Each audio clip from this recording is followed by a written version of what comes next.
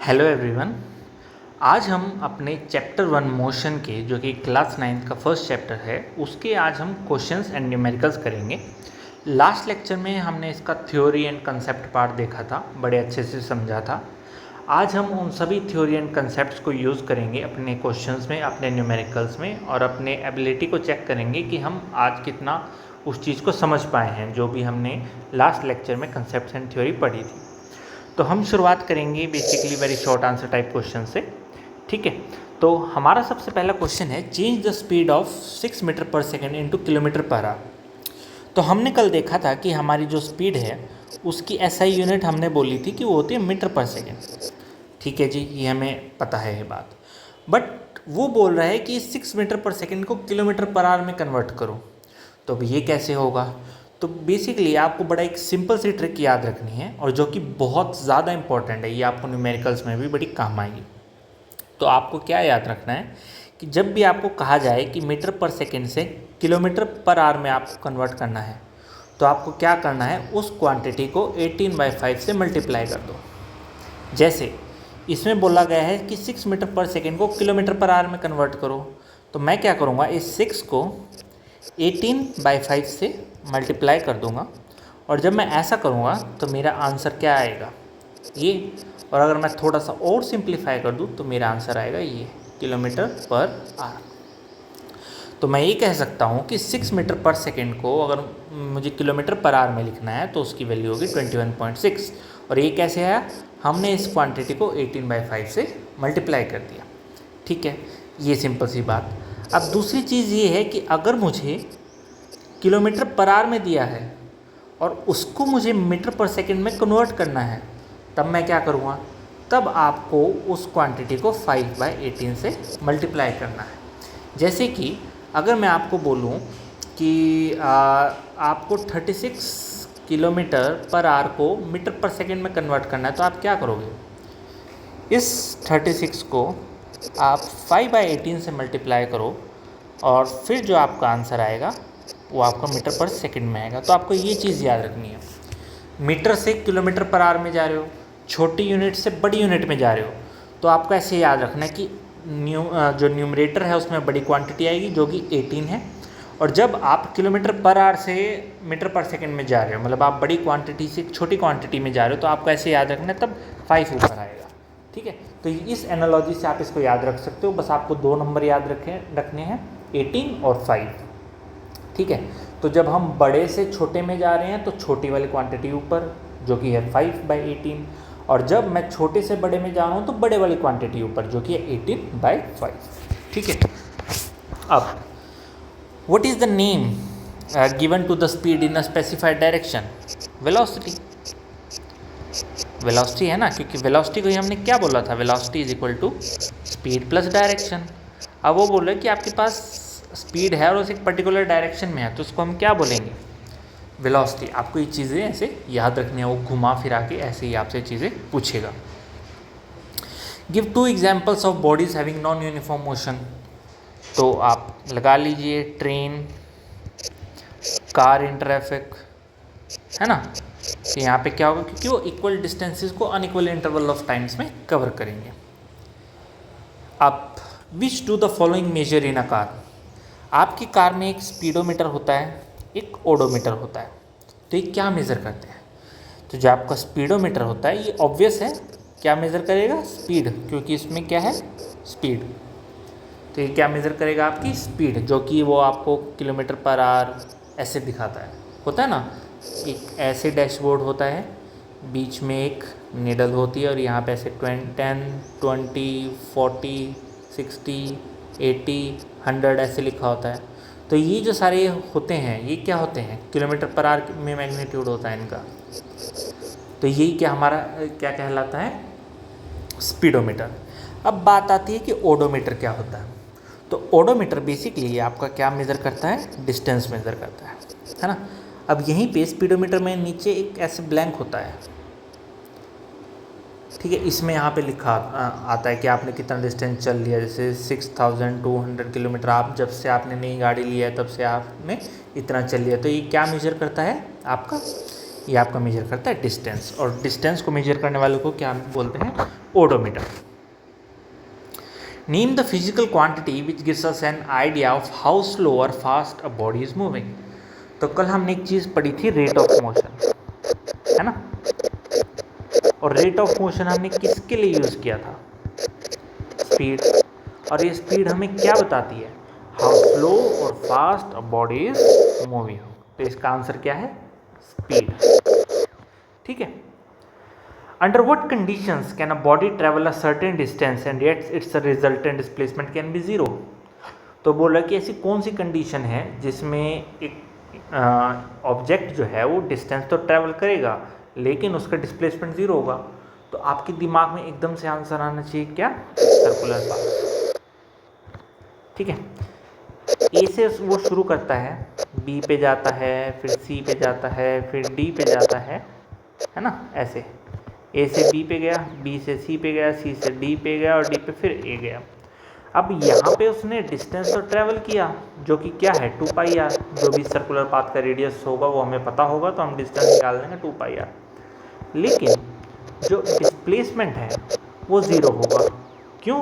क्योंकि उसकी initial and final position क्या है? सेम है। तो ये केस है जहाँ पे हमारी डिस्प्लेसमेंट ज़ीरो है लेकिन डिस्टेंस नहीं।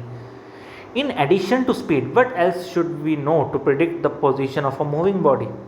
तो देखो, हमने एक चीज़ बोली थी कल जब मैं आपको वेलोसिटी वाला लेक्चर पढ़ा रहा था, वाला टॉपिक पढ़ा रहा था, तो मैंने एक बात बोला था कि स्पीड हमें क्या चीज़ देती है? डायरेक्शन। लेकिन अगर मुझे उस इंसान के, उस ऑब्जेक्ट के बारे में अभी पता करना है कि वो किस तरफ है, तो मुझे एक और एडिशनल इन्फॉर्मेशन चाहिए होगी जो कि क्या है? डायरेक्शन। तो इसका आंसर क्या है? डायरेक्शन। अगर मुझे किसी की मूवमेंट के बारे में पता करना है कि कहाँ है, कितनी स्पीड से है, तो मुझे स्पीड के साथ साथ क्या भी चाहिए होगा? उसकी direction. When is a body said to have uniform velocity? अब बॉडी को कब बोलेंगे? सपोज कोई ऑब्जेक्ट मूव कर रहा है किसी वेलोसिटी से, तो हम कब बोलेंगे कि ये यूनिफॉर्म वेलोसिटी से चल रहा है? जब when it covers equal displacement in equal interval of times, है ना। ये तो हमने कल पढ़ा था।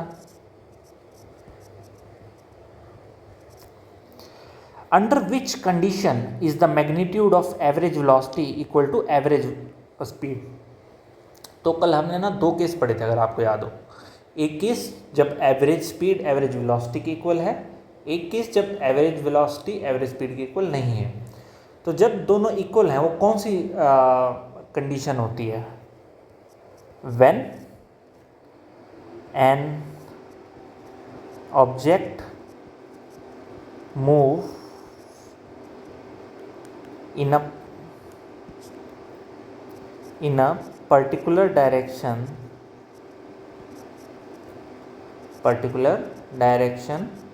throughout with constant speed।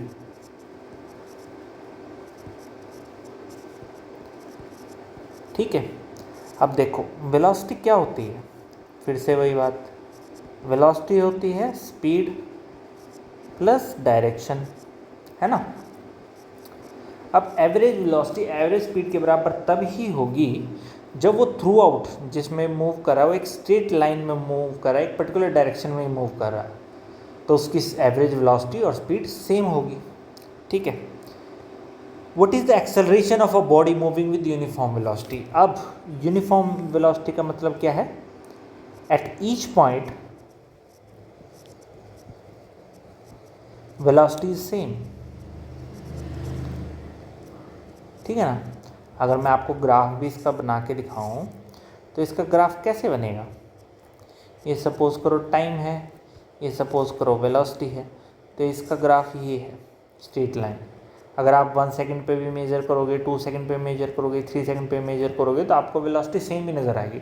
जब हर पॉइंट पे वेलोसिटी सेम है, वेलोसिटी में कोई चेंज ही नहीं आ रहा, तो आपका एक्सेलरेशन क्या होगा? ज़ीरो। क्यों? एक्सेलरेशन क्या होता है? v minus you upon T. अब फाइनल वेलोसिटी भी सेम है, इनिशियल वेलोसिटी भी सेम है, तो v माइनस यू कट के कितना हो जाएगा? ज़ीरो। और ज़ीरो बाय डिनोमिनेटर कुछ भी हो तो आंसर क्या ही आता है? ज़ीरो। ठीक है, तो ये इसका आंसर है। What is the other name of negative acceleration? तो भाई आप इसको रिटार्डेशन भी बोलते हैं, आप इसको डी एक्सेलरेशन भी बोलते हैं, तो हम इसको कुछ भी बोल सकते हैं। What type of motion is exhibited by a freely falling body? तो कल मैंने आपको एक चीज़ बताई थी, मैं आपको यूनिफॉर्म एक्सेलरेशन के बारे में बता रहा था, है ना, यूनिफॉर्म एक्सेलरेशन के बारे में आपको बता रहा था लास्ट लेक्चर में। और मैंने उसमें एक एग्जांपल दिया था कि आप जब भी कोई ऑब्जेक्ट फेंकोगे अपनी छत से, या फिर जब भी कोई एप्पल, जब भी कोई फ्रूट अपने पेड़ से नीचे गिरेगा तो वो एक ही एक्सेलरेशन से गिरेगा, ठीक है।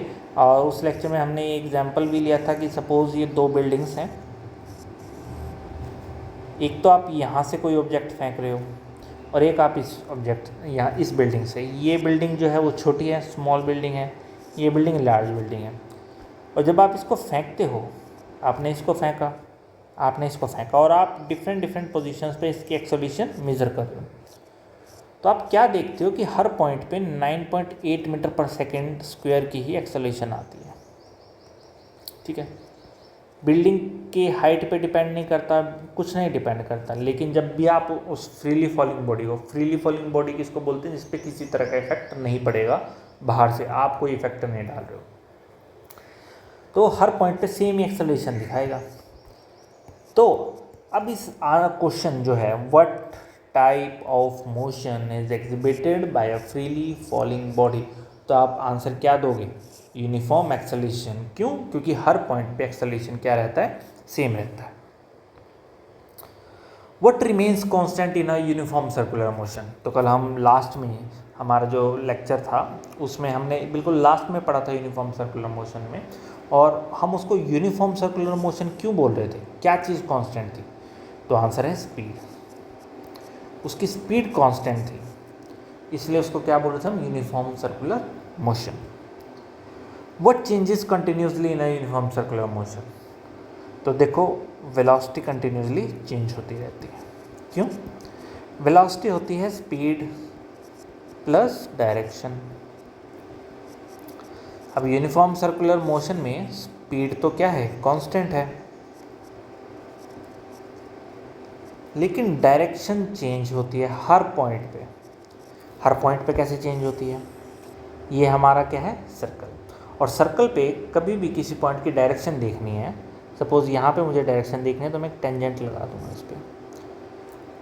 अब इसकी डायरेक्शन ये है, फिर मुझे इस पॉइंट पे देखनी है तो इस पॉइंट पे एक टेंजेंट ड्रॉ कर दूंगा, वो इस तरीके से है। मुझे इस पॉइंट पे देखनी है तो इस पॉइंट पे एक टेंजेंट। तो देखो, हर पॉइंट पे डायरेक्शन चेंज हो रही है। यहाँ पे देखना है तो इसका टेंजेंट क्या बनेगा? ये बनेगा, ये। अब हर पॉइंट पे जब डायरेक्शन चेंज हो रही है, और जब डायरेक्शन चेंज हो रही है तो वेलोसिटी आपकी चेंज होगी, ठीक है। तो इसका आंसर क्या है? वेलोसिटी। अब आपको बताना है, state whether the following statement is true और false. Earth moves around the sun with uniform velocity. एक मिनट, ये सन है, ठीक है। ये क्या है? ये आपका प्यारा सा सन है। ये क्या है? ये आपकी अर्थ है, ठीक है। और ये क्या कर रही है? मूव कर रही है। तो बोल रहे हैं कि क्या हमारी अर्थ यूनिफॉर्म वेलोसिटी के साथ मूव कर रही है? आंसर है नहीं, नहीं कर रही। वो यूनिफॉर्म स्पीड के साथ तो मूव कर रही है, लेकिन यूनिफॉर्म वेलोसिटी के साथ नहीं कर रही। ऐसा क्यों? तो भाई हर पॉइंट पे डायरेक्शन चेंज हो रही है ना। ऑलमोस्ट हम क्या मानते हैं कि हमारा जो अर्थ का रेवोल्यूशन है अराउंड द सन, वो हम उसको ऑलमोस्ट एक अपने फिज़िकल रिस्पेक्ट में उसको एक सर्कुलर ऑर्बिट मानते हैं कि उस सर्कुलर ऑर्बिट में मूव कर रही है। अब सर्कुलर ऑर्बिट में स्पीड यूनिफॉर्म हो सकती है, लेकिन डायरेक्शन कंटिन्यूसली चेंज हो रही है। जब मतलब आपकी डायरेक्शन कंटिन्यूसली चेंज हो रही है तो यूनिफॉर्म वेलोसिटी से कैसे मूव कर सकता है, ठीक है। तो यही याद रखना है। अगर वो यहाँ पे यूनिफॉर्म स्पीड पूछ लेता कि यूनिफॉर्म स्पीड है या नहीं, तब आंसर होता है यस, ठीक है। A body goes around the sun with a constant speed in a circular orbit. Is the motion uniform or accelerated? तो देखो फिर से वही बात कि ये सन है और यहाँ पे आपकी अर्थ है। अब वो बोल रहा है कि एक बॉडी है, जो बॉडी को यहाँ पे अर्थ मान लो कि वो सन के अराउंड मूव कर रही है कांस्टेंट स्पीड के साथ, तो बताओ वो यूनिफॉर्म है या नहीं, या फिर यूनिफॉर्म है या फिर एक्सेलरेटेड है। आंसर होगा एक्सेलरेटेड है। क्यों? देखो स्पीड सेम है, डायरेक्शन चेंज हो रही है, और जब डायरेक्शन चेंज हो रही है तो वेलोसिटी चेंज हो रही है, और क्योंकि वेलोसिटी चेंज हो रही है तो आपका एक्सेलरेशन होगा। और अगर एक्सेलरेशन होगा तो इसका मतलब ये है कि आपका सर्कुलर ऑर्बिट में जब भी कोई बॉडी मूव करती है तो वो एक्सेलरेशन पोजेस करती है।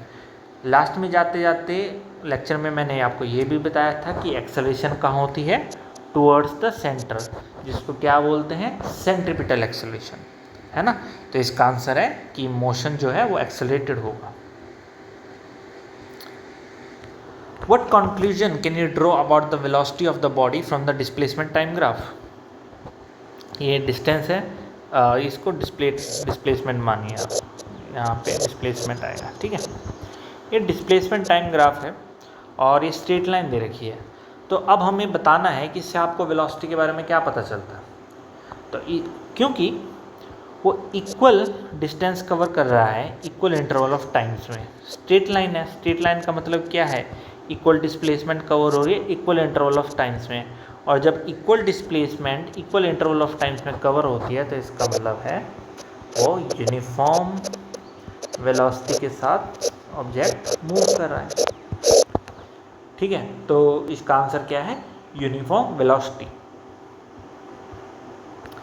Give one example of a motion where an object does not change its speeds but its direction of motion changes continuously. So uniform circular motion, simple answer.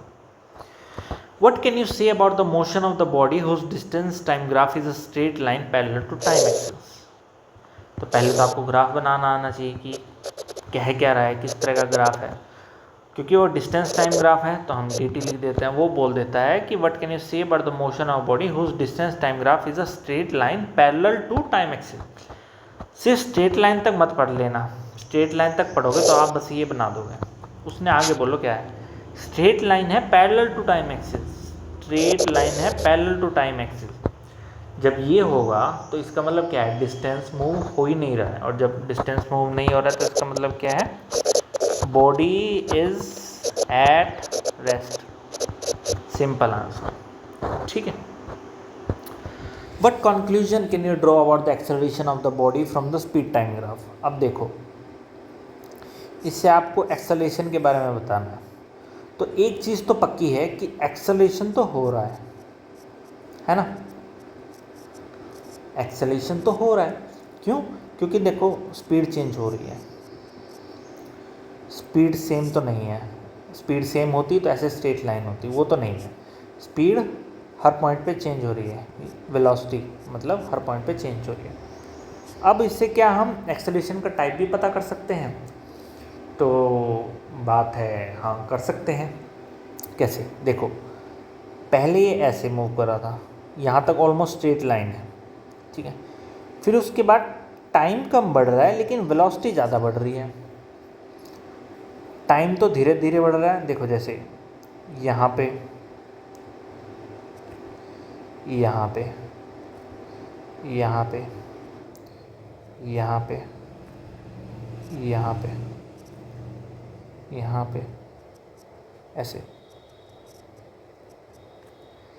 Same interval of times के लिए velocity में change देखो कितना कितना आ रहा है। पहले कम था, यहाँ पे कम था, फिर यहाँ पे थोड़ा और बढ़ गया, फिर यहाँ पे और। तो इसका मतलब है वेलोसिटी इंक्रीज़ कर रही है टाइम के साथ। और जब वेलोसिटी इंक्रीज़ कर रही है टाइम के साथ तो इसका मतलब क्या है कि ये पॉजिटिव एक्सेलरेशन है यहाँ पे, है ना। थोड़ा सा आपको ग्राफ देखना भी आना चाहिए, है ना। और अगर यही चीज़ ऐसे होती तो आप क्या करते हैं, नेगेटिव एक्सेलरेशन, क्योंकि टाइम ज़्यादा बढ़ रहा है और लेकिन स्पीड उस हिसाब से नहीं बढ़ रही है ना, ऐसे होता अगर ये ग्राफ तो ये चीज़ आपको देखनी आनी चाहिए। ग्राफ बहुत इंपॉर्टेंट रोल प्ले करते हैं फिजिक्स में। A satellite goes around the earth in a circular orbit with constant speed, is the motion uniform और एक्सेलरेटेड? तो आंसर एक्सेलरेटेड, ये हम ऑलरेडी कर चुके हैं। अब आते हैं शॉर्ट आंसर टाइप क्वेश्चंस पे, ठीक है। Is the uniform circular motion accelerated, give reasons for your answer. तो ये क्वेश्चन हम ऑलरेडी अपने शॉर्ट आंसर्स में कर सकते हैं। यस, यूनिफॉर्म सर्कुलर मोशन में एक्सेलरेशन होता है और उसका रीज़न है क्या, चेंज इन वेलोसिटी।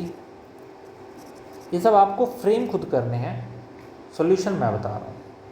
फ्रेम करना आपको सीखना है, इसलिए मैंने आपको लास्ट लेक्चर में बोला था जब हम थ्योरी कंसेप्ट पढ़ रहे थे उसके एंड में कि आप बुक्स ज़रूर पढ़ा करो, ठीक है। जो भी आपकी टेक्स्ट बुक्स हैं, एनसीईआरटी से पढ़ना है तो एनसीईआरटी से पढ़ो, या फिर जैसे मैंने आपको रिकमेंड की थी कि आप एस्टर्न पब्लिकेशंस की जो लक्ष्मी सिंह जी की आती है वो पढ़ सकते हो। बुक्स पढ़ना ज़रूरी है क्योंकि कंसेप्ट आप समझ लोगे, लेकिन आपको मार्क्स तो एक राइटिंग के मिलेंगे ना, वहाँ जाके आप सिंपल ये तो नहीं लिख सकते yes UCM acceleration change in velocity yes, ये तो नहीं, आपको प्रॉपर फ्रेम करना पड़ेगा। और उस फ्रेमिंग के लिए आपको जो है वो थ्योरी पार्ट, वो बुक्स पढ़ना बहुत ज़रूरी है। मैं यहाँ पे पूरा नहीं लिखूँगा, ठीक है, वो मैं लिखने नहीं आया हूँ, मैं यहाँ पे किस लिए आया हूँ, आपको बताने आया हूँ। तो इसका आंसर है yes, UCM is accelerated motion, ठीक है। रीज़न क्या है, velocity changing at every point. और वेलोसिटी चेंज क्यों हो रही है, डायरेक्शन की वजह से, और क्योंकि डायरेक्शन चेंज हो रहा है तो वेलोसिटी चेंज हो रही है, और वेलोसिटी चेंज हो रही है तो आपका एक्सेलरेशन होगा। तो ये 3 स्टेप है कि डायरेक्शन चेंज हो रही है, डायरेक्शन चेंज होने से वेलोसिटी चेंज हो रही है, और क्योंकि वेलोसिटी चेंज हो रही है तो आपका एक्सेलरेशन होगा। What is the difference between uniform linear motion and uniform circular motion? तो यूनिफॉर्म लीनियर मोशन बोलते हैं इसको मतलब आपका जो ऑब्जेक्ट है वो एक स्ट्रेट लाइन में मूव कर रहा है और वो इक्वल डिस्टेंसेस कवर कर रहा है इक्वल इंटरवल ऑफ टाइम, तो उसको हम बोलते हैं लीनियर मोशन। स्ट्रेट लाइन में मूव कर रहा है, equal distance in equal time.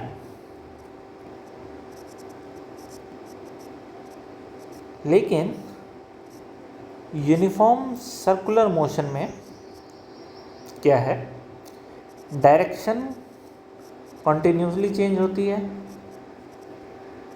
लेकिन स्पीड कांस्टेंट रहती है। तो ये डिफरेंस है आपके यूनिफॉर्म सर्कुलर मोशन में और लीनियर मोशन में। State an important characteristic of uniform circular motion, name the force which brings about the uniform circular motion. तो इसका आंसर क्या बनेगा, देख कैरेक्टरिस्टिक्स तो अपनी वो हो जाएगी, यूनिफॉर्म स्पीड है और डायरेक्शन चेंज हो रही है, ये इसकी कैरेक्टरिस्टिक्स हैं। अब फोर्स कौन सी है जो यूनिफॉर्म सर्कुलर मोशन को लेके आती है? तो अभी हमने फोर्स चैप्टर नहीं पढ़ा है, बट एक मैं आपको बस इसका हिंट दे देता हूँ कि इसका आंसर क्या होगा, ठीक है। जैसे कल मैंने आपको बताया था, क्योंकि यूनिफॉर्म सर्कुलर मोशन हो रहा है, स्पीड कांस्टेंट है, वेलोसिटी कंटिन्यूसली चेंज हो रही है, और जब कंटिन्यूसली चेंज हो रही है तो यूनिफॉर्म सर्कुलर मोशन हमारा कैसा मोशन है, एक्सेलरेटेड मोशन है। और जब एक्सेलरेटेड मोशन है तो, और वो एक्सेलरेशन की डायरेक्शन क्या थी, मैंने बताई थी टुवर्ड्स द सेंटर, और उसको नाम दिया था हमने क्या, सेंट्रीपिटल एक्सेलरेशन। सेंट्रीपिटल एक्सेलरेशन से ही सेंट्रीपिटल फोर्स जनरेटर हो, सेंट्रीपिटल सेंट्रीपिटल एक्सेलरेशन है, और सेंट्रीपिटल एक्सेलरेशन से ही फोर्स जनरेट होती है, और उस फोर्स का नाम क्या है, सेंट्रीपिटल फोर्स। तो ये इसका आंसर है। अब एक्सेलरेशन और फोर्स का क्या रिलेशन है वो हम जो हमारा नेक्स्ट लेक्चर रहेगा क्लास 9 का चैप्टर 2 फोर्स नाम से, उसमें आप समझोगे कि एक्सेलरेशन और फोर्स में क्या डिपेंडेंसी है एक दूसरे के ऊपर। ठीक है, तो इसका आंसर क्या है? Centripetal acceleration.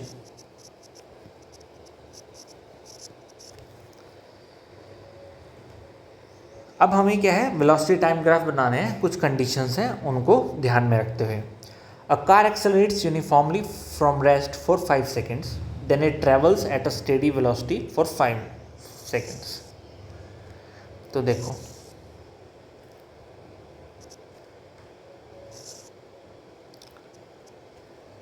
One two three four 5 6 7 8 9 10, 1 2 3 4 5 6 7 8 9 10, और 5 पे हमारा ब्रेक है। ब्रेक इन द सेंस कि यहाँ पे हमारा कंडीशंस चेंज हो रही है। तो एक बार हम एक परपेंडिकुलर डॉटेड लाइन लगा देते हैं ताकि डिफरेंशिएट कर पाए। तो वो बोला कि अ car accelerates uniformly from rest for 5 seconds। क्योंकि एक्सेलरेट कर रहा है और ये वेलोसिटी टाइम ग्राफ है, तो एक्सेलरेशन के लिए क्या होएगा? एक स्ट्रेट लाइन।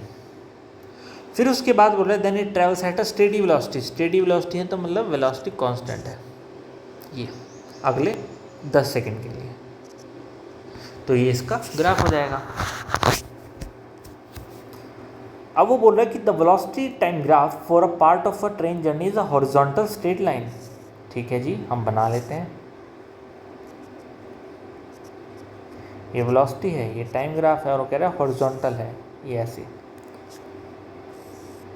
ऐसे। What does this tell you about the train's velocity? तो ट्रेन्स वेलोसिटी के बारे में ये बताता है कि यूनिफॉर्म है वेलोसिटी हर पॉइंट पे।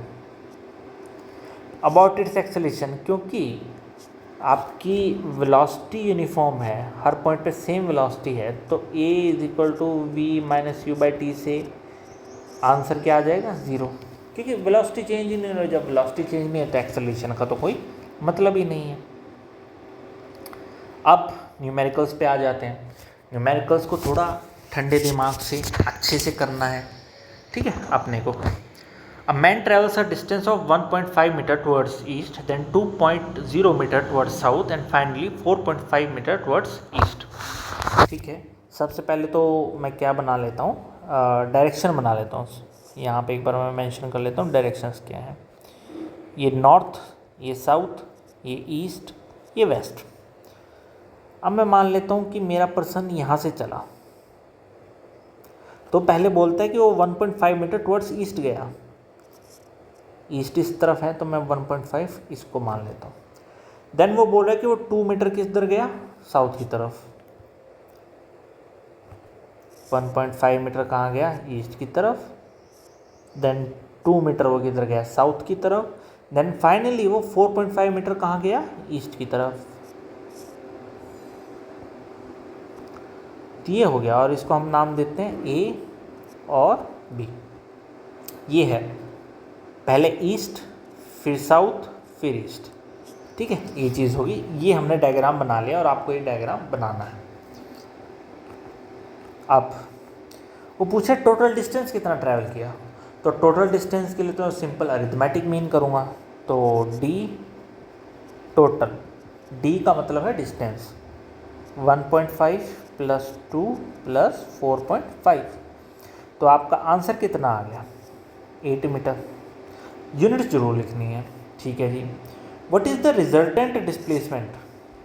अब डिस्प्लेसमेंट उसने बोला कि रिजल्टेंट डिस्प्लेसमेंट निकालो, और डिस्प्लेसमेंट मुझे पता है दो पाथ के बीच का शॉर्टेस्ट डिस्टेंस होता है, और शॉर्टेस्ट डिस्टेंस का मतलब क्या हो गया? एक स्ट्रेट लाइन। ये इस तरीके से स्ट्रेट लाइन बन गई। अब मैं इसको कैसे निकालूं? तो मुझे कहीं ना कहीं नज़र आ रहा है कि अगर मैं इसको थोड़ा सा ऐसे लिख लूँ, है ना, और इसको मैं O मान लूँ, तो AOB एक क्या बन गया? राइट एंगल ट्रायंगल बन गया, है ना। राइट एंगल क्या बन गया? ट्रायंगल बन गया। और मुझे पता है कि AO किसके इक्वल होगा? 2 के इक्वल ही होगा, क्योंकि AO इस वाली लाइन के पैरेलल है। ये 2 हो गया। और मुझे पता है कि ये जो यहाँ पे मैं D लिख देता हूँ, ये जो OD है ये किसके इक्वल है? ये 1.5 के इक्वल है, क्योंकि इसके पैरेलल है। अब मुझे पता है कि ए बी स्क्वेयर मेरा किसके इक्वल होगा, A O square plus O B square के। तो A B square, A O square कितना है 2 का स्क्वेयर, ओ बी कितना है टोटल 1.5 प्लस 4.5 जो कि कितना बन जाता है 6 बन जाता है, तो मतलब 6 का स्क्वेयर। तो ए बी स्क्वेयर कितना आ गया 4 प्लस 36 इतना मतलब 40। तो ए बी यहाँ से कितना आ गया √40 मीटर्स। तो आपका जो रिजल्टेंट डिस्प्लेसमेंट है वो क्या है, A B is equal to √40। ठीक है जी, तो ये बात हो गई। A car travels 30 kilometre at a uniform speed of 40 kilometre per hour and the next 30 kilometre at uniform speed of 20 kilometre per hour, find the average speed. ठीक है जी, हम एवरेज स्पीड फाइंड करते हैं। अब एवरेज स्पीड का हमने formula देखा था कि टोटल डिस्टेंस कर लीजिए और टोटल टाइम उसको जितना लगा है।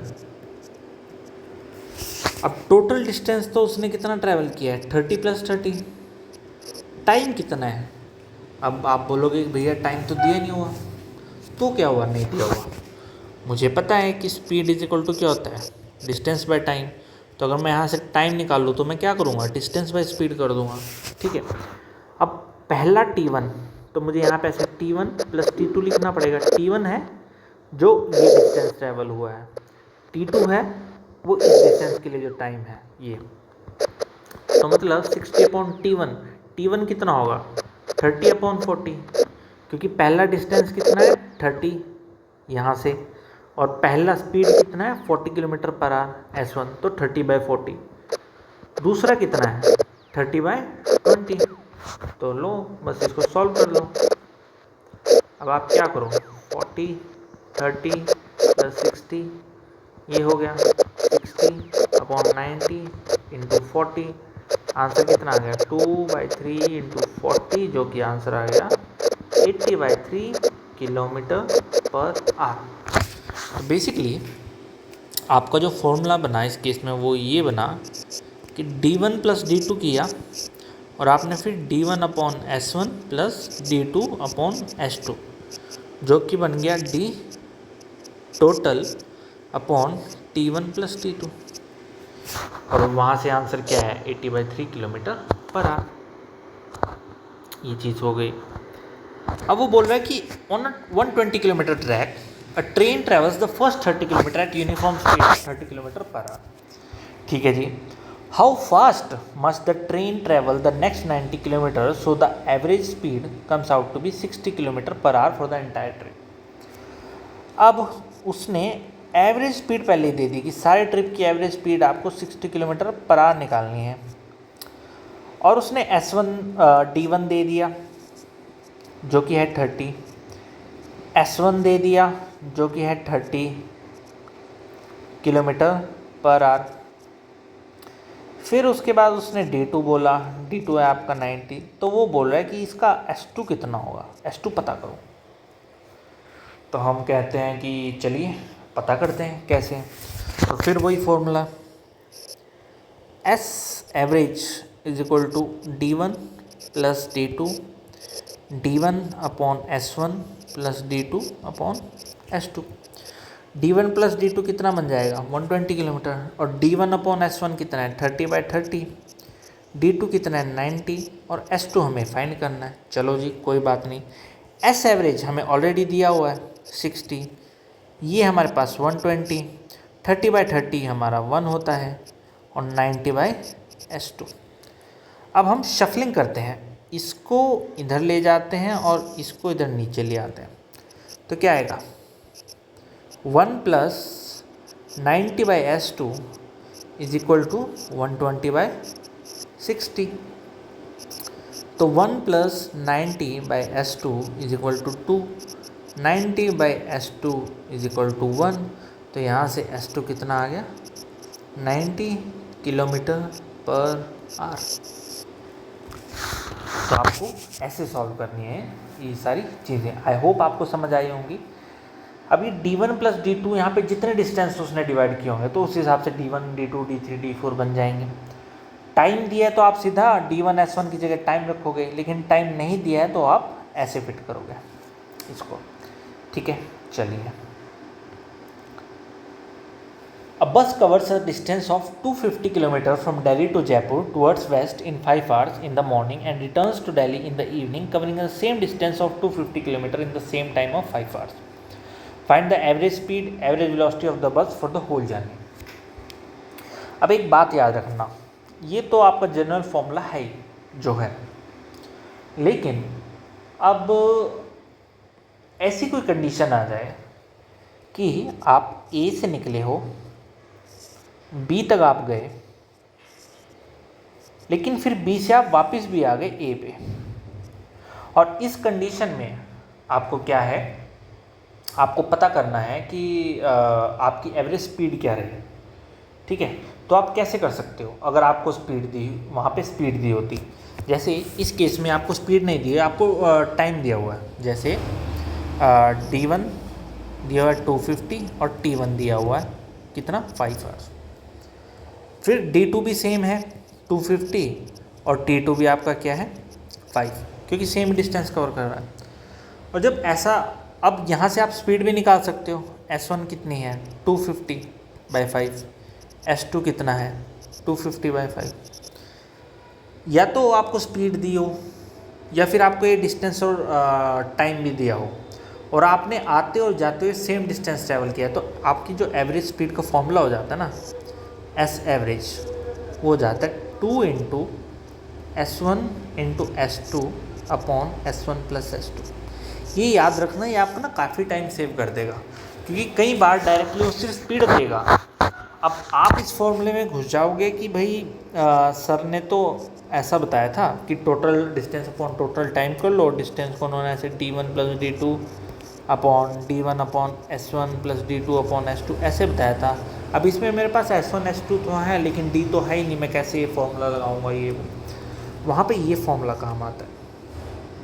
ठीक है, जब आपको आने और जाने का जो डिस्टेंस है वो सेम है, लेकिन स्पीड अलग अलग हो सकती है क्योंकि वो टाइम अलग अलग ले सकता है उनको कवर करने का।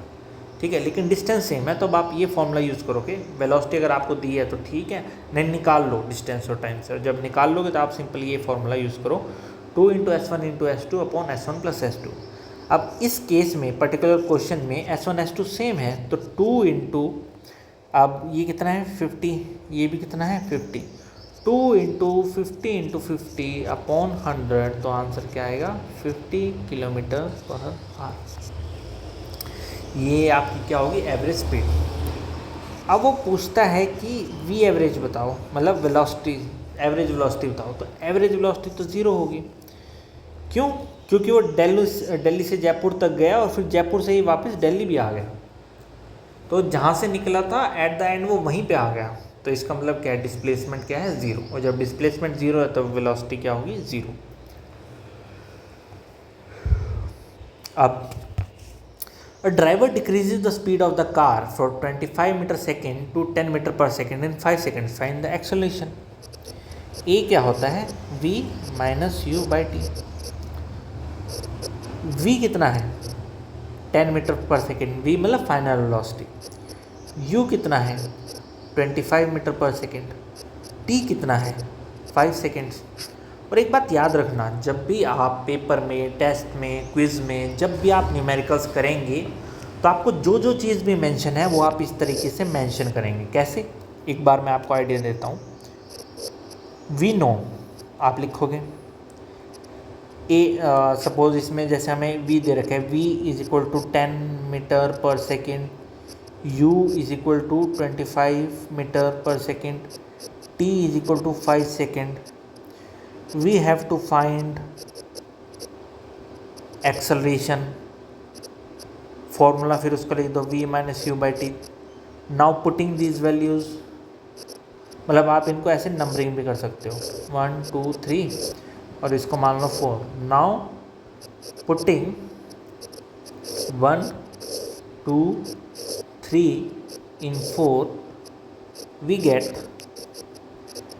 a = 10 माइनस 25/5 आंसर आ जाएगा -3 metre per second square. So a is equal to -3 metre per second square. तो आप कुछ इस तरीके से फ्रेम करना है, क्योंकि आपकी जो इवैल्यूएशन होती है वो आपके क्वेश्चन फ्रेमिंग पे भी होती है ना। एग्जामिनर बेसिकली मार्क्स काट लेता है क्योंकि उसको नहीं पता आपने कहाँ से क्या लिया हुआ है, ठीक है। तो ये चीज़ भी आपको ध्यान रखनी है कि आपको इस तरीके से चीज़ें मेंशन करती है, एक अच्छा भी लगता है, साफ़ सुथरा भी लगता है, ठीक है। ये चीज़ हो गई। अब moving train is brought to rest. अब यहाँ से समझो, अब moving train is brought to rest, इसका मतलब क्या है, v0 है विदिन 20 सेकेंड्स। t कितना है, 20 seconds by applying brakes. Find the initial velocity, आपको u फाइंड करना है if the retardation due to brakes is, मतलब रिटार्डेशन क्या मतलब क्या होता है, नेगेटिव एक्सेलरेशन। और क्योंकि नेगेटिव एक्सेलरेशन है तो आप माइनस साइन ज़रूर लगाओगे। 2 मीटर पर सेकेंड स्क्वायर। अब आपको इनिशियल वेलोसिटी फाइंड करनी है। हमें पता है कि e क्या होता है, v minus u by T. तो अगर मैं इसको थोड़ा सॉल्व करूँ तो ये क्या आ जाएगा, v माइनस यू, या फिर u is equal to v minus a t. v कितना है 0, a कितना है -2, t कितना है 20। तो आंसर क्या आ जाएगा 40 मीटर पर सेकेंड, ठीक है। तो याद रखना, जब भी वो रिटार्डेशन की बात करेगा, डीएक्सेलरेशन की बात करेगा, नेगेटिव एक्सेलरेशन की बात करेगा, तो आपको ऑटोमेटिकली मैग्नीट्यूड के आगे माइनस ले लेना है। जैसे उसने यहाँ पे 2 मीटर पर सेकेंड स्क्वायर लिखा था, तो मैंने ऑटोमेटिकली यहाँ पे क्या कर लिया, -2 ले लिया। तो इस चीज़ को आपको ध्यान रखना है। A body starts to slide over a horizontal surface with an initial velocity of 0.5 metre per second. तो उसने पहले ही बता दिया कि initial velocity 0.5 metre per second है। Due to friction its velocity decreases at the rate of 0.05 metre per second square. और फिर ब्रैकेट में उसने लिखा है एक्सेलरेशन। अब उसने यहाँ बता दिया कि एक्सेलरेशन है, लेकिन आपको अगर ये एक्सेलरेशन ना लिखा होता और सिंपली ये लिखा होता कि its velocity decrease at the rate of 0.05 metre per second square, तब आप क्या करें, आपको ध्यान देना है कि किस चीज़ की यूनिट है। अब आप देख रहे हो मीटर पर सेकेंड स्क्वायर है, और क्योंकि वेलोसिटी डिक्रीज हो रही है तो ये क्या है, नेगेटिव। तो यहाँ पे आपका ए क्या आ जाएगा, -0.05 metre per second square. How much time will it take for the body to stop, मतलब बॉडी स्टॉप हो रही है तो v कितना है 0। अब वो टाइम पूछ रहा है हमसे कि हमारा टाइम कितना लगेगा, तो हम निकाल नहीं सकते, निकाल सकते हैं। a is equal to v minus u by t. T को मैं उधर ले जाऊंगा तो v minus u by a. v 0 है और क्या बोलते हैं u मेरा 0.5 है, a मेरा -0.05 है। तो आंसर कितना आ जाएगा आपका यहाँ पे 10 सेकेंड्स, ठीक है। तो आपको ऐसे करना, आपको हर चीज़ पे ध्यान देना है, हर चीज़ पे, क्योंकि वो डायरेक्टली नहीं बोलेगा u0 है v0 है, वैसे शब्दों का यूज़ करेगा, ठीक है। A racing car has a uniform acceleration of 4 metre per second square. तो इसका मतलब है कि a का है 4 metre per second square. What distance will it cover in 10 seconds after the start. अब वो s पूछ रहा है, अब उसने स्टार्ट किया है, racing has uniform, what distance will it cover after the start. और क्योंकि स्टार्ट से शुरू किया तो u कितना होगा 0 होगा। अब एक बात बताओ, मुझे s चाहिए। s बेसिकली या तो ut plus half AT square से होगा, और t भी मेरे को दे रखा है, t मेरा कितना है 10। अब देखो क्या मैं इस इक्वेशन से निकाल सकता हूँ इसको। s के लिए मुझे u चाहिए होगा, u मेरे को पता है, t चाहिए होगा, t मेरे को पता है, और फिर इधर a चाहिए होगा, a भी मेरे को पता है। तो सिंपल है भाई, ये तो इसमें तो बस एक इक्वेशन की ज़रूरत पड़ी अपने को, और वो क्या है, s is equal to u t plus half AT square. u मेरा 0 है तो पहली टर्म 0 होगी, और हाफ AT स्क्वायर 4 × 100, तो आंसर कितना आ जाएगा 200 मीटर, ठीक है। तो आपको क्या करना है, पहले सारी एंटिटीज़ लिख लेनी है जो आपके क्वेश्चन में प्रोवाइड है, फिर आपको देखना कि वो क्या पूछ रहा है। अब मुझे पता है कि डिस्टेंस 2 इक्वेशंस में आता है, और सबसे मेन इक्वेशन जो डिस्टेंस की है वो ये है, s is equal to u t plus half AT square. मैंने वो लिखी, फिर मैंने देखा इसमें जो जो भी एंटिटीज़ चाहिए क्या वो मेरे पास हैं। मैंने देखा यू चाहिए, यू भी है, टी देखा कि टी चाहिए, टी भी है, ए देखा कि ए चाहिए, ए भी है, सब क्वांटिटीज हैं, तो मैं सिंपल डिस्टेंस निकाल सकता हूँ। A cyclist goes around a circular track once every 2 minutes. If the radius of the circular track is 1.105 meters, calculate its speed. अब मैंने स्पीड का आपको फॉर्मूला बताया था कि जब यूनिफॉर्म सर्कुलर मोशन हो रहा है या फिर कोई सर्कुलर पाथ पे कोई चल रहा है तो उसकी स्पीड कैसे निकाल लेंगे, 2πr/t। अब 2 पता है, पाई पता है, r पता है, टाइम पता है, पर क्या मुझे टाइम को 2 लिखना है? सोच के देखो एक बार, आपकी स्पीड क्या होती है, मीटर पर सेकंड में होती है, रेडियस आपका मीटर में दिया हुआ है, टाइम आपका मिनट में दिया हुआ है, तो लेकिन आपको चाहिए किस में, सेकंड्स में, तो आपको मिनट में किस में कन्वर्ट करना पड़ेगा, सेकंड में कन्वर्ट करना पड़ेगा।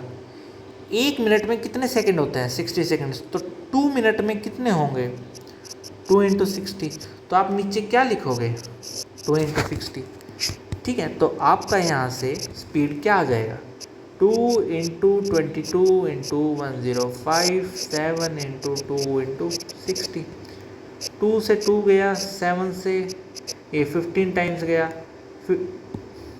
15 से ये 4 टाइम्स गया, तो आंसर आपका क्या आ गया, 11/2 मीटर पर सेकेंड या फिर 5.5 मीटर पर सेकेंड। ये सिंपल आंसर था।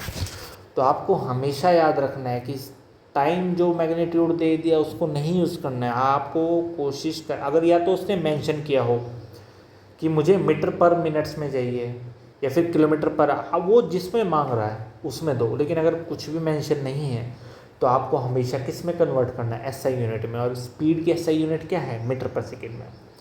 अब डिस्टेंस हमें मीटर में दे रखा था लेकिन टाइम मिनट्स में दे रखा था, तो टाइम को किस में कन्वर्ट करना पड़ा हमें, सेकेंड्स में। तो ये चीज़ आपको याद रखनी है। Find the initial velocity of a car, मतलब अपने को यू फाइंड करना है, which is stopped in 10 seconds, t दे दिया उसने 10, बाय अप्लाइंग ब्रेक्स, मतलब ब्रेक्स अप्लाई होंगे तो लास्ट में रुकेगी, रुकेगी का मतलब क्या है, वी 0 है, और रिटार्डेशन उसने दिया, रिटार्डेशन की बात है तो नेगेटिव साइड ऑटोमेटिकली, और 2.5। अब यू फाइंड करना है, तो a = v - u/t, ये एक चीज़ है, और इसको आप ऐसे भी लिख सकते हो v = u + at, जो कि हमारी क्या है, first equation of motion, first equation of motion है ना। हमें u फाइंड करना है तो मैं इसको ऐसे लिख सकता हूँ v - at = u। अब बस इसमें वैल्यूज पुट कर दो, t पता है, v पता है, a पता है, तो u आ जाएगा, ठीक है। ऐसे अ ट्रेन स्टार्टिंग फ्रॉम रेस्ट, जब कोई चीज़ रेस्ट से मूव करी है तो u कितना है, 0, with uniform acceleration of 0.2 metre per second square, मतलब 0.2 metre per second square for 5 minutes. T क्या है, 5 मिनट्स, मैं इसको एसआई में कन्वर्ट कर लेता हूँ, 5 × 60 मतलब 300 seconds. Calculate the speed acquired and the distance travelled in this time. तो देखो पहले तो स्पीड एक्वायर्ड का मतलब 5 मिनट तक जब उसने एक्सेलरेशन की तो उसकी फाइनल वेलोसिटी क्या है, तो मुझे पता है v = u + क्या होता है, 80 होता है, u मेरे को पता है 0, a मेरे को पता है 0.2, t मुझे पता है 300, तो अब मैं निकाल सकता हूँ, तो v कितना आ गया मेरा, 60 मीटर पर सेकेंड। अब वो पूछे कि ये बताओ कि इसने डिस्टेंस कितना ट्रैवल किया। अब या तो मैं ये यूज़ कर लूँ ut + ½ at², जब भी मुझसे डिस्टेंस पूछा जाएगा तो सबसे मेन इक्वेशन तो यही है, u मेरे पास है, t मेरे पास है, a मेरे पास है, तो मुझे किसी और की ज़रूरत ही नहीं है, तो मैं क्या करूँगा, सिंपली पुट कर दूंगा। a की वैल्यू 0.2 दी है, t की वैल्यू 300 दी है, तो s कितना आ जाएगा, मतलब ये डिस्टेंस, सॉरी गाइस एक चीज़ के लिए सॉरी, क्योंकि कई बार मैं d लिखता हूँ, कई बार s लिखता हूँ, s जनरली डिस्टेंस से भी रिप्रेजेंट करते हैं, लेकिन जब भी मैं स्पीड की बात कर रहा हूँ तो मैं s से ही रिप्रेजेंट कर रहा हूँ, जैसे मैंने यहाँ पे। तो इस चीज़ का जब मैं बोल रहा हूँ ना, थोड़ा ध्यान से सुनना कहाँ पे किस वे के लिए यूज़ हो रहा है, ठीक है। मैं कोशिश करूँगा आगे से कि प्रॉपर सिंबल्स यूज़ करूँ, तो हम d मान के चलेंगे डिस्टेंस को, t equal to ut plus half AT square. तो आपका यहाँ से आंसर कितना आ गया, 30 मीटर। ठीक है जी, ये हो गया। अब motorcyclist drives from place A to B, वो A से B जाता है with a uniform speed of 30 kilometre per hour and returns from place B to A with a uniform speed of 20 kilometre per hour. Find the average speed. वही जो मैंने अभी आपको समझाया था, अगर कोई चीज़ A से B जा रही है और फिर वो वापस भी आ रही है B टू A, और उनकी दो स्पीड्स हैं, जाते हुए A से B जाते हुए उसने बोला कि उसकी स्पीड कितनी है 30, और B से A आते हुए उसने स्पीड बोला क्या 20 किलोमीटर आवर, और क्योंकि डिस्टेंस सेम है तो हम एवरेज स्पीड कैसे निकाल सकते हैं। एवरेज एस कितना हो जाएगा, 2 into SAB into SBA upon SAB into SBA। तो मतलब 2 इंटू 30 इंटू 20 अपॉन 30 प्लस 20। तो एस एवरेज यहाँ पे क्या आ गया, 2 इंटू 30 इंटू 2 अपॉन 5 और 5 इंटू 6, ये आ गया 24 metre per second, kilometre per our. क्योंकि यहाँ पे जो स्पीड दी है किलोमीटर पर आवर में दी है, तो आपको जो एवरेज स्पीड निकलेगी वो भी कितनी निकलेगी, किलोमीटर पर आवर में। तो हमारी जो एस एवरेज आई वो 24 किलोमीटर पर आवर में आई।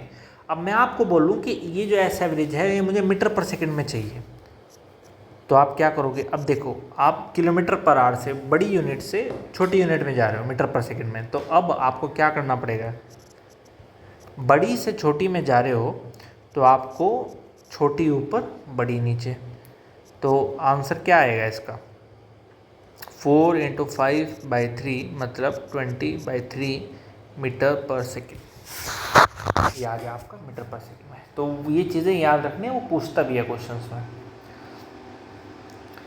अब मोटरसाइकिलिस्ट स्टार्ट फ्रॉम रेस्ट, मतलब यहाँ पे u कितना आ गया, 0 आ गया, and reaches a speed of 6 metre per second after travelling with uniform acceleration for 6 minute.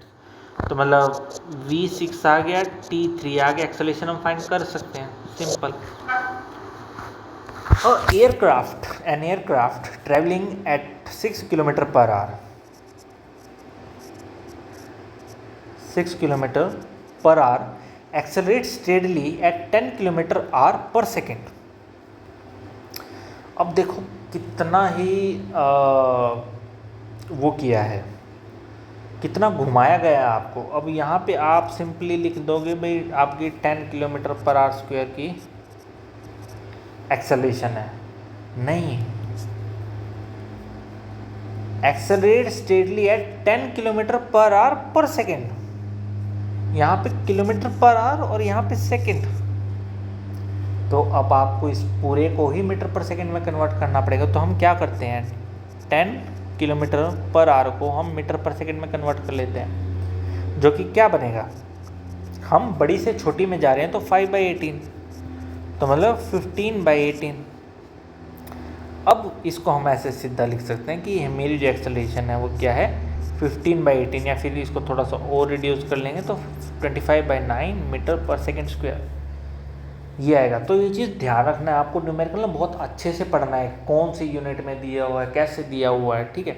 ये चीज़ हो गई, ये मीटर पर सेकेंड में हो गया, तो यार बेटर है कि हम यू को भी इसमें ही कन्वर्ट कर लें, ठीक है। तो यू क्या आ जाएगा, 600 इंटू 5/18, या फिर हम एक काम कर सकते हैं, नहीं, आई थिंक ये बेटर रहेगा कि हम इसको इसमें ही लेके चलें कि ये 600 किलोमीटर पर आवर है, इसको मीटर पर सेकंड में कर लेते हैं। 600 इंटू 5/18,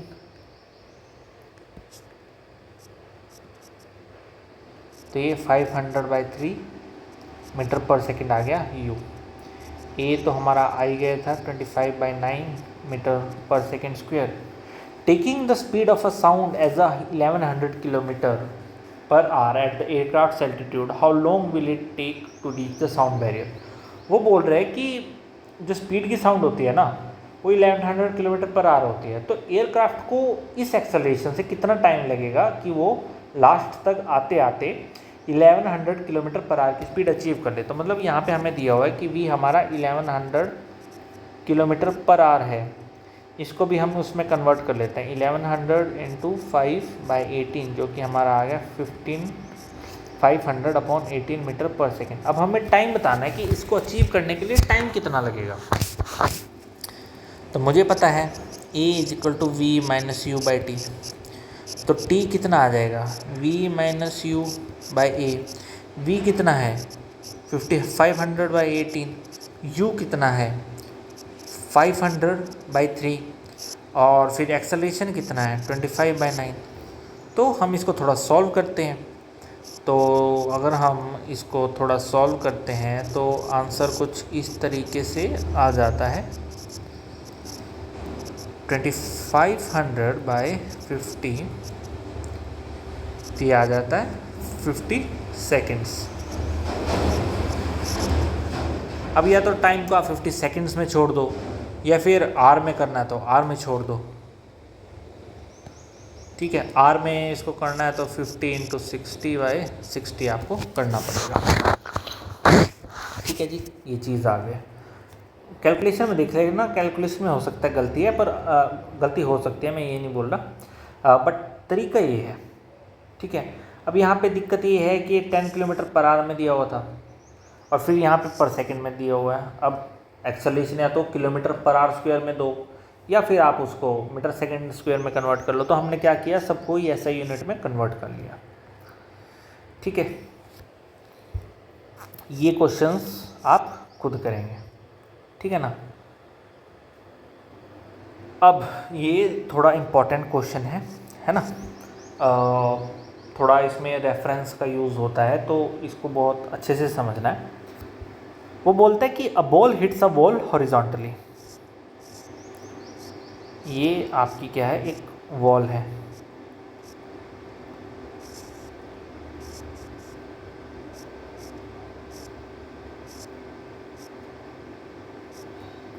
ये बॉल है और ये एक बॉल है।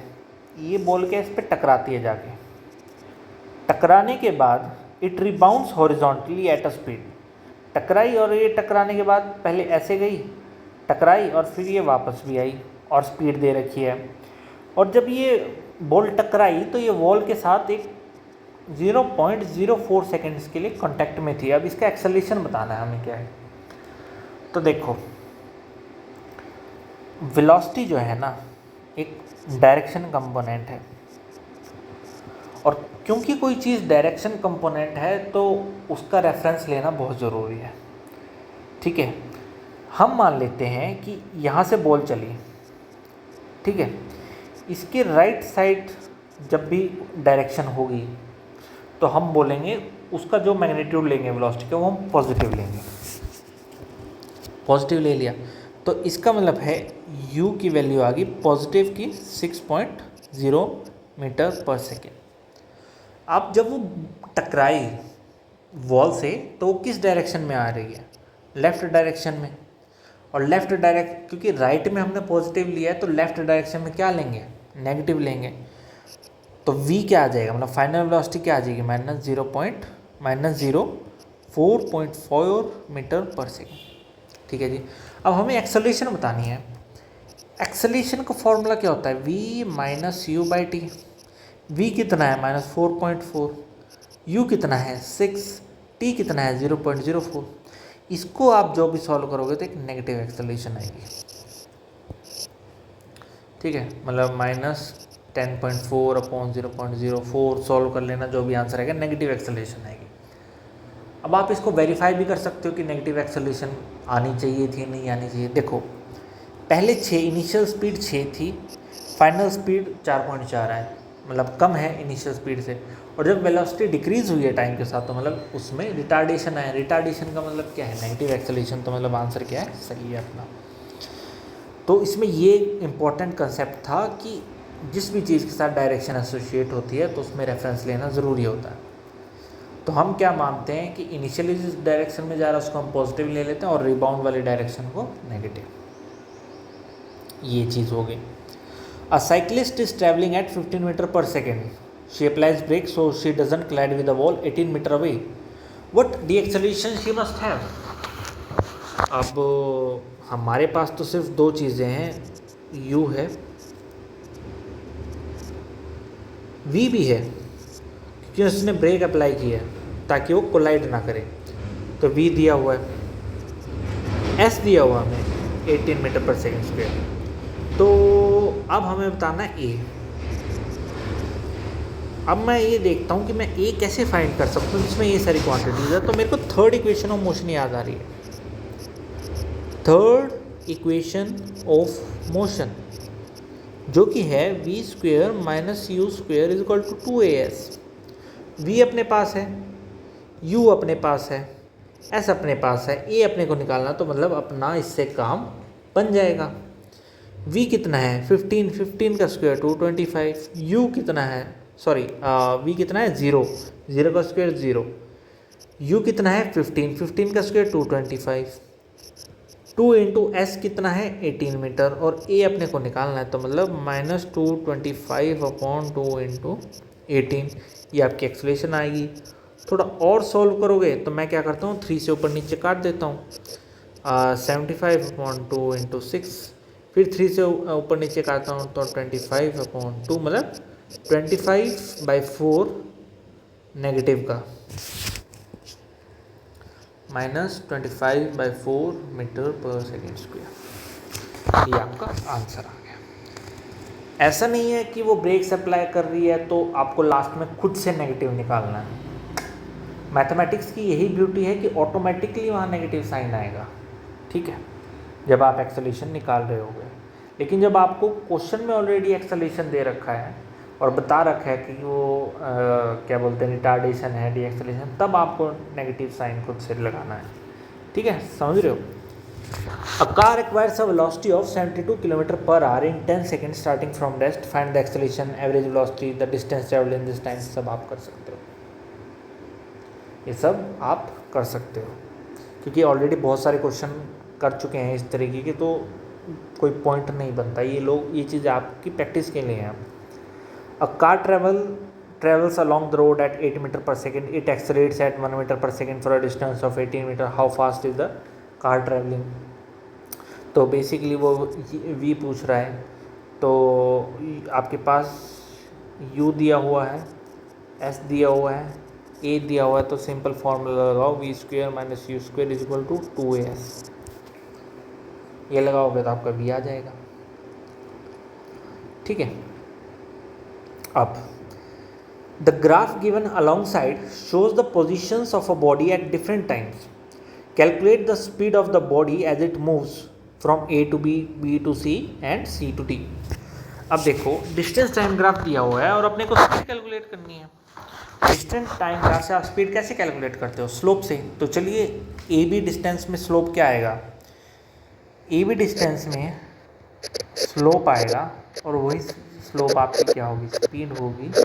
और स्लोप के लिए आप क्या करोगे? ये पार्ट अपॉन ये पार्ट, मतलब y axis upon x axis, ये तो आप करते हो। y एक्सिस कितना है, मतलब ये लेंथ कितनी है, तो आपने जब यहाँ से देखा तो ये 3 है। x एक्सिस पे ये कितना है, 5 है, तो आप 5 है, तो मतलब आपकी जो स्पीड आ गई वो 0.6 मीटर पर सेकेंड आ गई। अब B to C, अब जब B to C आप जा रहे हो तो वैसे तो आप निकाल भी सकते हो, ठीक है, बट आपको नेचुरली पता कोई स्लोप ही नहीं है, वो ऐसे हॉरिजॉन्टली पड़ा हुआ है, तो आंसर क्या आ जाएगा? 0। फिर C to D पूछा उसने। अब C to D ये है, इसका स्लोप कैसे निकालना है? वो ऐसे निकालना है। अब देखो y axis upon x axis. अब C to D के लिए जो है y एक्सिस कौन सा है? ये वाला पार्ट, ये कितना है? 3 से शुरू हो रहा है, 7 पे ख़त्म हो रहा है, तो मतलब 7 माइनस 3। और ये वर्टिकल पार्ट कितना है? 7 से शुरू हो रहा है, 9 पे ख़त्म हो रहा है, मतलब 9 माइनस 7 मतलब 4/2 is equal to 2 metre per second, और ये आपकी स्पीड आ गई। ठीक है, ऐसे ये आपको करना था। अब वेलोसिटी टाइम ग्राफ दिया है, तो वेलोसिटी बताना है आपको एट पॉइंट सी। ये पॉइंट सी है, इस पर वेलोसिटी कितनी है 40। Acceleration acting on the body between A to B, A to B में एक्सेलरेशन कितना है, और क्योंकि ये वेलोसिटी टाइम ग्राफ है तो स्लोप निकाल लो। स्लोप का ही मतलब वेलोसिटी टाइम ग्राफ में एक्सेलरेशन होता है, तो स्लोप कैसे निकालूंगा मैं, y axis upon x axis. Y axis कितना है, वाई एक्सिस है 20 से शुरू हो रहा है 40 पे जा रहा है, 40 माइनस 20। एक्स एक्सिस कितना है, 0 से शुरू हो रहा है 3 पे जा रहा है, तो मतलब 3 माइनस 0 मतलब 20/3 मीटर पर सेकेंड स्क्वायर इसका आंसर है। Acceleration acting on the body between B to C, B to C कौन सा पार्ट है, बी टू सी ये पार्ट है, कांस्टेंट है, और जब वेलोसिटी टाइम ग्राफ कांस्टेंट हो तो इसका मतलब कि एक्सेलरेशन कितनी होगी 0, क्योंकि वेलोसिटी ही नहीं चेंज हो रही, और जब वेलोसिटी नहीं चेंज हो रही तो एक्सेलरेशन का कोई मतलब नहीं। ठीक है, अब द स्पीड टाइम ग्राफ उन्होंने हमें दिया हुआ है। अब बताने कि एक्सेलरेशन क्या है लिफ्ट की फर्स्ट 2 सेकेंड्स में। फर्स्ट 2 सेकेंड्स में मैं स्लोप निकाल लूँगा, यहाँ से यहाँ मैं निकाल सकता हूँ, इसका तो आंसर ही 0 है। लास्ट 2 सेकेंड्स में ये वाला पार्ट कर लेते हैं, पहला आप कर लोगे, ये आप कर लोगे, लास्ट हम करते हैं। लास्ट में भी कुछ है नहीं, स्लोप ही निकालना है। स्लोप कैसे निकलेगा, इस पार्ट का स्लोप निकालना है, तो इसका स्लोप कैसे निकलना है, y axis upon x axis. ठीक है, फाइनल वेलोसिटी कितनी है, ये 0। इनिशियल कितनी थी, ये 4.6। एक्स एक्सिस पे कितना है, फाइनल कितना है 12, इनिशियल कितना था 10, 12 माइनस 10, तो आंसर कितना आ गया -4.6/2, जो कि आ गया 2 माइनस का negative of -2.3 metre per second square. अब देखो बाय न्यूमेरिकल भी नेगेटिव आया और ग्राफ तो शो कर ही रहा है, क्योंकि वेलोसिटी डिक्रीज हो रही है, और जब वेलोसिटी डिक्रीज होती है तो उसका मतलब क्या है, आपका रिटार्डेशन हो रहा है, तो यहाँ से आपका कंफर्म हो गया। तो आपको स्लोप देखना ज़रूर आना चाहिए कि स्लोप कैसे देखते हैं। स्लोप मैं फिर से एक बार आपको डिटेल में बता दूँ, स्लोप देखते हैं कैसे, y axis upon x axis, y final, y initial, x final, x initial, है ना। अब जैसे इसी क्वेश्चन में वाई फाइनल क्या था, मैं इसका स्लोप निकाल रहा हूँ, तो इसका वाई फाइनल क्या है ये, क्योंकि मैं यहाँ से यहाँ गया हूँ, तो फाइनल पार्ट ये है, ये कितना है, इसको आप ऐसे वाई एक्सिस पे लेके जाओ, 0 लिख दिया। वाई इनिशियल कितना है, मैं यहाँ से मूव कर रहा था तो ये मेरा वाई इनिशियल है, तो वाई पे इंटरसेक्ट कराओ, कितना है 4.6, 0 माइनस 4.6। एक्स फाइनल ये है ना, एक्स फाइनल, यहाँ से आप शुरू हुए, यहाँ पे आप गए, तो फाइनल कौन सा होगा, ये कितना है 12, कहाँ से शुरू हुआ था, यहाँ से 10, तो -4.6/2, आंसर क्या आ गया -2.3 मीटर पर सेकेंड स्क्वायर। तो ये आपका क्वेश्चन था, और यहाँ पे हमारा एक लास्ट क्वेश्चन जो आपका बचा है। ठीक है, ये मैं कहना चाहता हूँ कि ये क्वेश्चन एक बार प्लीज़ आप खुद ट्राई करिएगा। ठीक है, नहीं होता है तो प्लीज़ इस वीडियो में कमेंट करना, जिस भी पार्ट में क्वेश्चन मतलब दिक्कत आ रही है वो प्लीज़ आप बताना, and I will try to solve it. ठीक है, हो सकता है मैं इसका शॉर्ट ही अपलोड कर दूं कि इस क्वेश्चन को कैसे करना है, बट एक बार आप ट्राई ज़रूर करना, क्योंकि मैं चाहता हूं कि एक बार आप ट्राई ज़रूर करो, क्योंकि ये ग्राफ थोड़ा कॉम्प्लेक्स है। ठीक है, इससे आपकी हर चीज़ की टेस्टिंग हो जाएगी, क्योंकि देखो ये 0 से शुरू नहीं हो रहा, ये 10 से शुरू हो, इसकी कुछ इनिशियल स्पीड है, इसमें स्लोप निकालना है, फिर इसमें कर्व ग्राफ है, तो कैसे कुछ करना है एक बार आप प्लीज़ खुद से ट्राई करना। ठीक है, नहीं होता है प्लीज़ कमेंट में डालना, तो मैं ज़रूर इसका शॉर्ट अपलोड करूँगा अगर आप लोगों से इसका नहीं होता है सॉल्यूशन। ठीक है, तो ये हमारा आज का सारा लेक्चर था जिसमें हमने क्वेश्चंस देखे, न्यूमेरिकल्स देखे। अब बात आती है, इसमें मैंने ये क्वेश्चंस तो डाले नहीं, state the difference between speed and velocity, या फिर मैंने आपसे वो जो इक्वेशंस हैं उनकी डेरिवेशंस तो पूछी नहीं। अरे वो तो ऑब्वियस है कि वो तो करने ही करने हैं आपको, उसमें तो कोई दोहराई ही नहीं है कि वो डेरिवेशंस कैसे होंगी, डिफरेंस क्या है स्केलर वेक्टर में, डिफरेंस क्या है कांस्टेंट उसमें, डिफरेंस क्या है डिस्प्लेसमेंट डिस्टेंस में, वो सब तो करना ही है, नोट्स उसी के लिए हैं। बट ये चीज़ आपको इसलिए कराई गई है कि ये आपका कंसेप्ट चेक करती है, न्यूमेरिकल्स चेक करती है। ठीक है, वो सब तो आपको करना ही है, डेरिवेशंस आपको तीनों करनी है इक्वेशंस ऑफ मोशंस की। ठीक है, वो सब तो करना ही है। ये सिर्फ आज आपकी कंसेप्ट चेकिंग, क्लैरिटी चेकिंग उन सब के लिए था। ये जो आपको पीडीएफ है, ये आपको पीडीएफ टेलीग्राम पे मिल जाएगी। ठीक है, आप चाहे तो इसको एज अ पीडीएफ रख के इसको प्रैक्टिस कर सकते हैं, चाहे तो इसको निकलवा लीजिए, क्योंकि इसमें मैंने बीच में स्पेसेस डाले हुए हैं, तो आप क्या कर सकते हैं, प्रिंट निकलवा के रख लें इसका और यहाँ पे खुद से अपने आंसर टाइप करें, ताकि जब आपको रिवीजन करनी पड़े तो आप यहाँ से कर सकते हैं। बट मैं ये बोलूँगा कि आप प्रिंट मत करवाना। ठीक है, पेपर वेस्ट नहीं करना, क्योंकि उतना ज़्यादा फ़ायदा नहीं होता। आप बेटर है कि आप इसको ज़्यादा से ज़्यादा प्रैक्टिस करो और रफ़ कॉपीज़ का यूज़ किया करो। ठीक है, जो होता है ना थोड़ा सा डस्की कलर होता है जिन पेजेस का, उनका जितना ज़्यादा यूज़ कर सको वो करो, बिकॉज एट लास्ट हमें ही इस इन्वायरमेंट को सेव करना है। ठीक है, तो ये आप लोगों की रिस्पॉन्सिबिलिटी है। बाकी जैसा आपको ठीक लगे वैसा आप कर सकते हैं। हाँ, एनसीईआरटी बुक्स जरूर पढ़नी है, एनसीईआरटी के क्वेश्चन जरूर ट्राई करनी है। मैं डिस्क्रिप्शन बॉक्स में मैंने आपको फ्लिपकार्ट का लिंक भी ऐड कर दिया कि कहाँ से आपको साइंस की एनसीईआरटी मिलेगी। ठीक है, वो आप ऑर्डर कर सकते हैं, 150-160 रुपीज़ की वो है। और अगर आपको वो नहीं करना है, आपको पीडीएफ से एनसीईआरटी पढ़नी है, तो मैंने उसका लिंक भी आपको डाल दिया है। आप वहाँ से एनसीईआरटी की पीडीएफ डाउनलोड कर सकते हैं, क्योंकि वो फ्री में अवेलेबल है आप लोगों को। ठीक है, ये एक चीज़ हो गई। ये क्वेश्चंस मैंने कहाँ से दिए, तो ये क्वेश्चंस जो है मैंने जैसे लास्ट लेक्चर में भी आपको बताया था, थ्योरी वाले लेक्चर में इसी चैप्टर के, कि मैं जो जनरली जहाँ से रेफरेंस लेता हूँ, एस्टर्न पब्लिकेशन होता है, उसको क्रॉस चेक कर लेता हूँ कि कौन कौन से टॉपिक एनसीईआरटी से मैच हैं नहीं।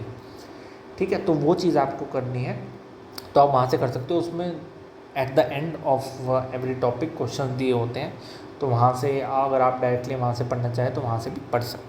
ठीक है, बट आप एनसीईआरटी के थ्रू जाइए, वहाँ आपको सब कुछ मिल जाएगा। इन क्वेश्चंस को ज़्यादा से ज़्यादा प्रैक्टिस कीजिए। जो नोट्स मैंने आपको प्रोवाइड किए हैं, एनसीईआरटी जो मैं आपको बोल रहा हूँ उसको आप पढ़ो अच्छे से, वहाँ से सब कुछ हो जाएगा। फालतू पैसे खर्च करने की ज़रूरत नहीं। और कोई भी डाउट हो तो प्लीज़ कमेंट बॉक्स में अपना डाउट लिखिएगा। आई विल ट्राई माई बेस्ट कि उसको जल्दी से जल्दी और अच्छे से अच्छे तरीके से उसको सॉल्व कर सकूँ। तो ठीक है, फिर हम मिलते हैं अगले लेक्चर में।